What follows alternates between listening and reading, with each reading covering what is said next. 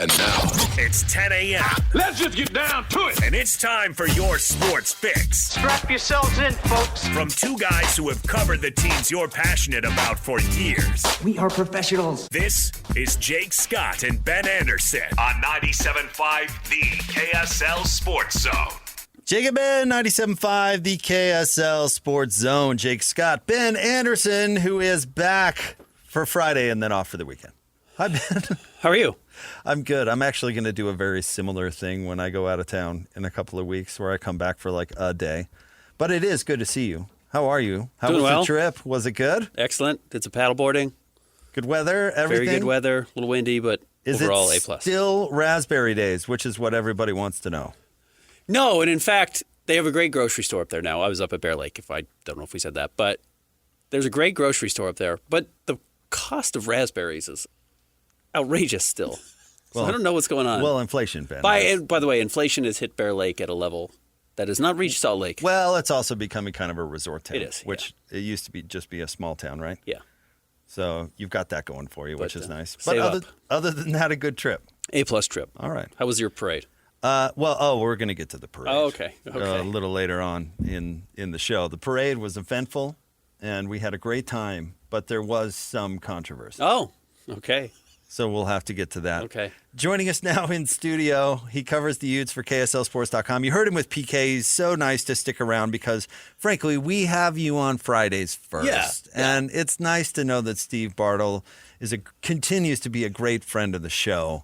And, frankly, it's good to see you in person, Steve, always, because you're out and about, man. You're making it happen on this beat. So it's cool. It's cool to be here with you.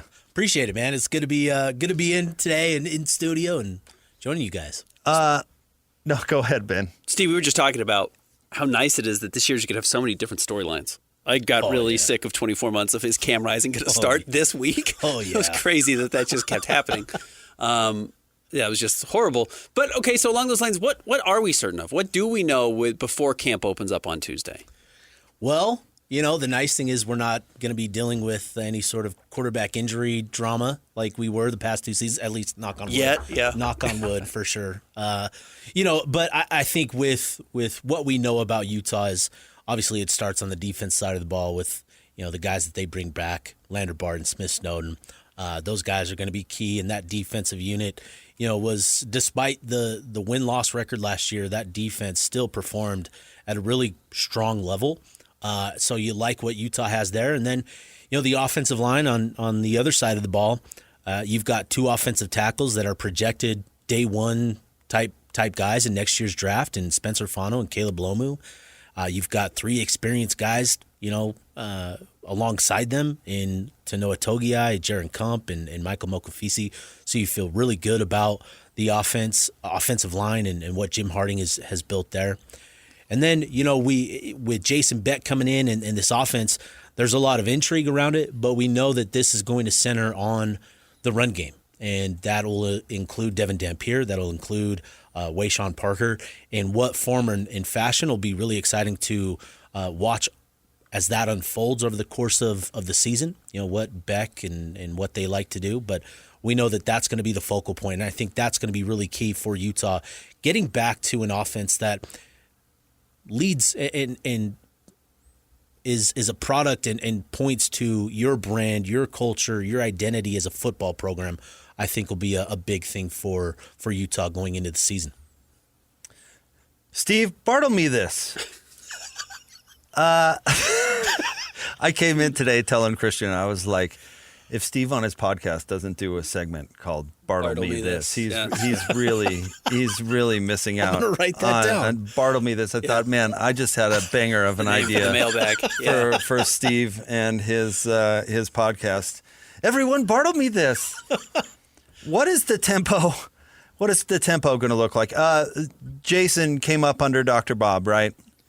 And what they ran at UVA was pretty up-tempo. What they ran at Syracuse was pretty up-tempo. Certainly what they ran at New Mexico was pretty up-tempo. You said something this morning that caught my ear with PK, that the offense is going to be more complementary to the defense. And I think that would be ideal. The only thing that would come in the way of that I see is the tempo. Mm-hmm. And we've seen coaches try and go up-tempo under Coach Witt before, and it's not received warmly. Mm-hmm. What kind of tempo do you think the offense is, or you see or understand, or do we know? I think, that's definitely going to be an interesting thing. You go back to Big 12 Media Days. One thing that actually stood out to me was Whittingham mentioned, talking about Devin Dampier. He said something to the effect of, Dampier is a great leader in the huddle, but we're not going to be huddling a whole lot this season. Interesting. He snuck that in there. Yeah. And so, what we saw during spring ball was, an offensive unit that was still, not necessarily, I don't want to say plodding along, but they were taking their time. And I think what we'll see this year, because it is Beck's system and sort of his history and track record speaks to more of an up-tempo style, maybe we see Dampier taking more control of things on the field, getting to the line of scrimmage, scanning the defense, and still eating into the clock, but playing more of an up-tempo pace where you're kind of dictating things, I think is going to be the key for is going to be the thing that I think is where we kind of settle on. Like Brian Johnson style. Yeah, something like that. Is Wayshawn Parker the guy?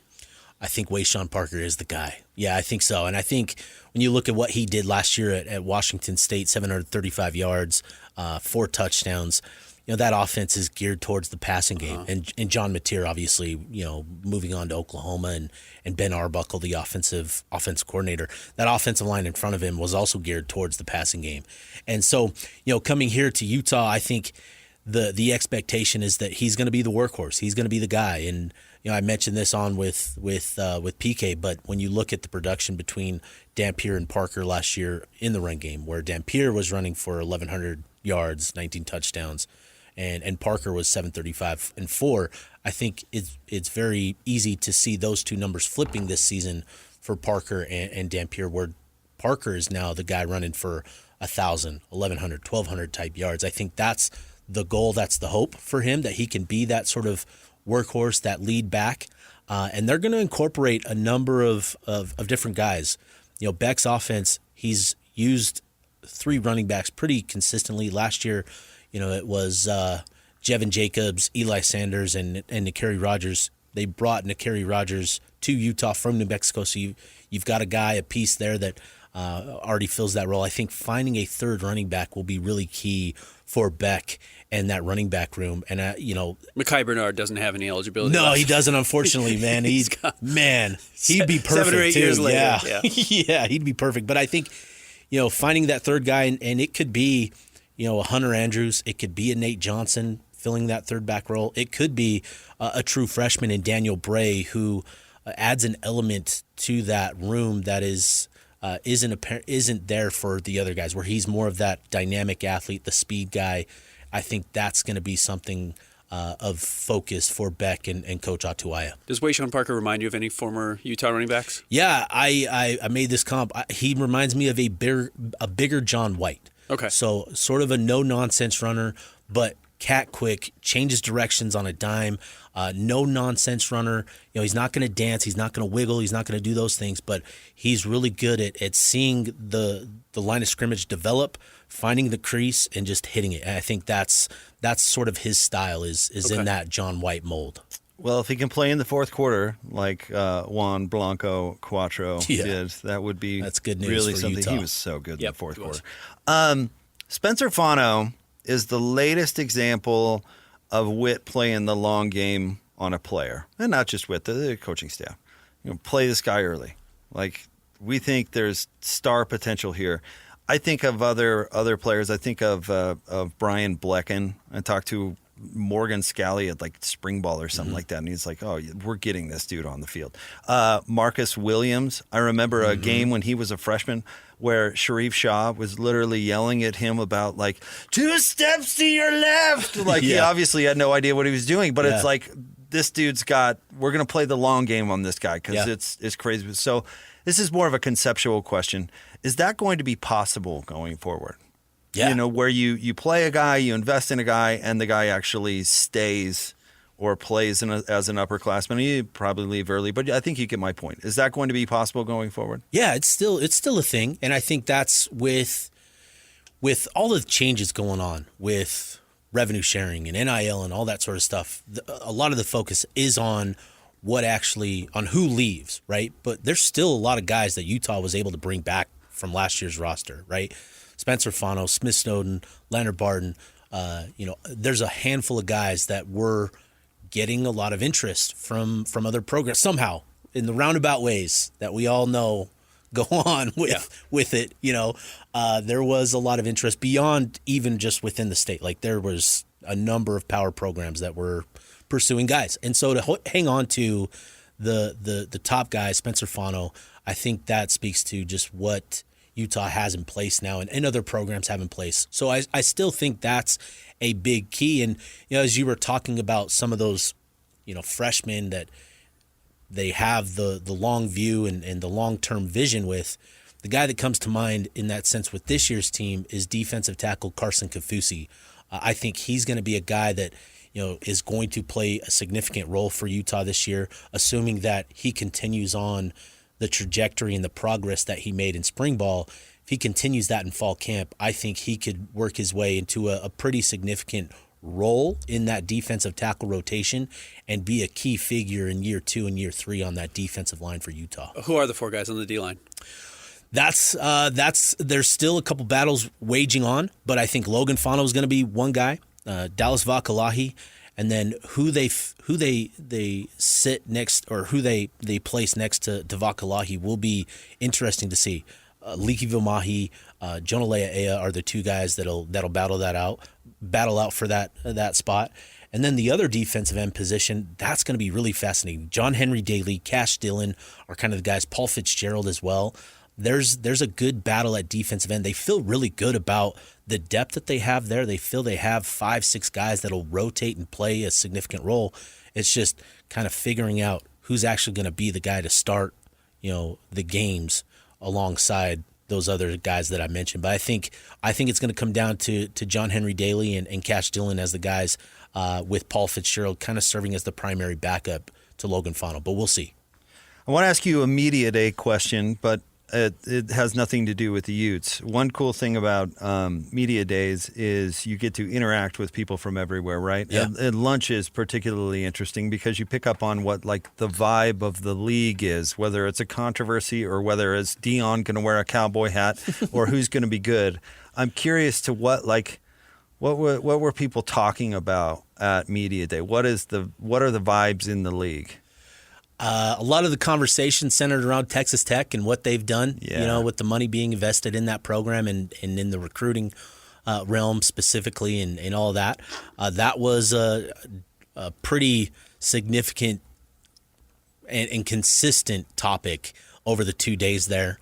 And then obviously with me, I'm gonna go around, I'm gonna talk to people, I'm gonna ask people about Utah specifically, and there's a lot of interest in Devin Dampier and what he's going to be for Utah this season.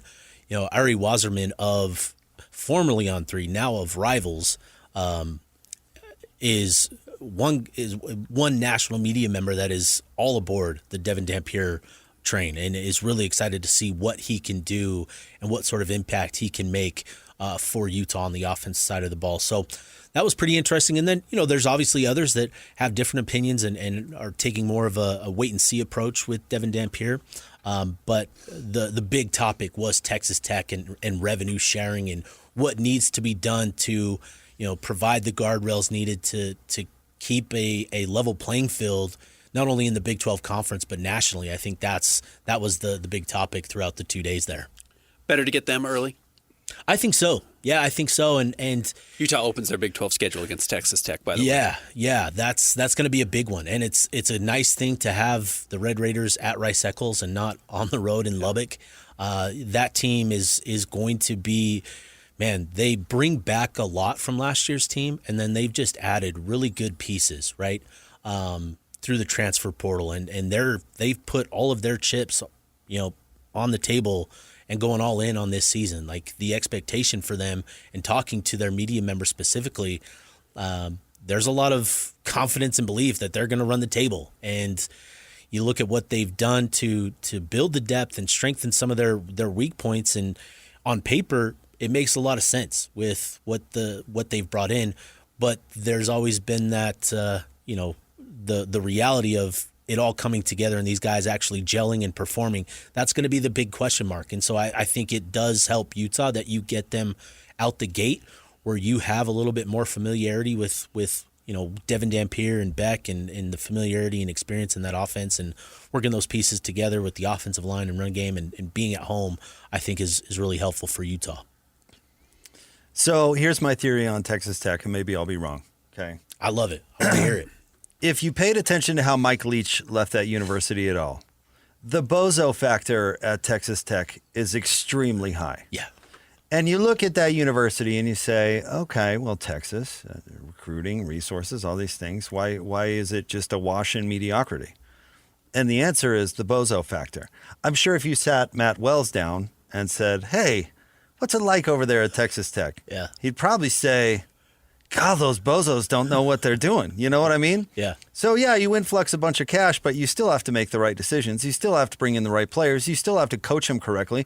It wasn't that long ago that Jimbo Fisher sank, what was the number on that he sank into that one team, his last team at Texas A&M? It was a significant amount of money. And they ended up stinking out loud, and he ended up taking a $90 million buyout. So I love it that you brought that up because I love it. But my hot take is mediocre, maybe a little better, because what have you proven that you've done since Mike Leach? I mean, just make bozo decision after bozo decision. And an element in that conversation and the with Texas Tech is that there's still a lack of belief in Texas Tech itself, where it's like they haven't won anything in the Big 12.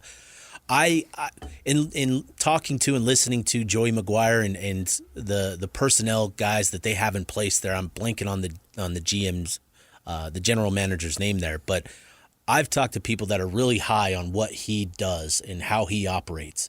That there's a lot of belief in how he goes about just his role and what he does in building the team, but there is still that lack of belief that they'll actually get it done, that they'll actually get to the championship game, that they'll actually win it. That is still a thing. And, to put a label on it, the bozo factor is probably an appropriate name. I don't know. But yeah, I think that is something that others see as well in that program. Well, if I were to give him some advice, don't lock Craig James's kid in a closet. Yeah, don't do that. In fact, don't recruit Craig James's kid. He's got migraine issues. Yeah. Get more out of Patrick Mahomes. Get more out of Patrick Mahomes. How much more can you get out of Patrick Mahomes? But in college, they got nothing out of him. He's got you a whole new shoe deal and all that. He's gotten a lot out of him. Clifford Kingsbury did nothing with Patrick Mahomes. Nobody pays attention to it. Yeah. But there's got to be bozo factor in that. Correct. Right? Oh, yeah. Okay, first round pick. Fine. They were 500. Yeah. There's a reason he wasn't the number one overall pick. In a sport that's all about quarterbacks, apparently, and it's become all about quarterbacks, you had a first rounder and you went 500? Yeah. What? Pretty wild. What? Yep. It's crazy. Utah's a first rounder and they go to the Fiesta Bowl and win it all. Right. Undefeated season. That's all I'm saying. So we'll see. I'm not a believer in Texas Tech. I'm excited to see it. Fair. Yeah. Fair. Excited to see it. Yeah. I'm actually, and this is really hard to say, I'm more of a believer in Dilly Dilly in Arizona State, which I've never believed in Arizona State. Yeah. Dillingham, man, and I like him. He's a good coach. Yeah. He is a good coach. And they've got a quarterback who can sling it. The way he talks about the game, the way he talks about his players and sort of the big picture stuff, he has a really good vision of where college football's headed. He understands sort of where he's at. I think he's a really good coach. Dilly. I thought it was a good sign that he came out with, yeah, it's hot here. Shut up. Can you play or not? I was like, yeah, right. I mean, it's kind of like the snow here. It snows once in a while. What do you want? Yeah. Are you coming up to play football or not? I was like, yeah, they've been hiding from the heat down there forever. Oh, yeah. Bartle, you're welcome for the idea for the segment. Bartle me this. Bartle me this. He is an expert on all things Ute, and he's nice enough to join us. Thanks, Steve. We appreciate you. Appreciate you guys. Camp opens. Hopefully. Pretty Haven't excited. seen anything official yet, but hopefully. Yeah. Hey, good luck. Steve's life is over come start a camp. So, Yeah, it is. enjoy your last few days, pal. All right, stay tuned. More next. 97.5 the KSL Sports Zone.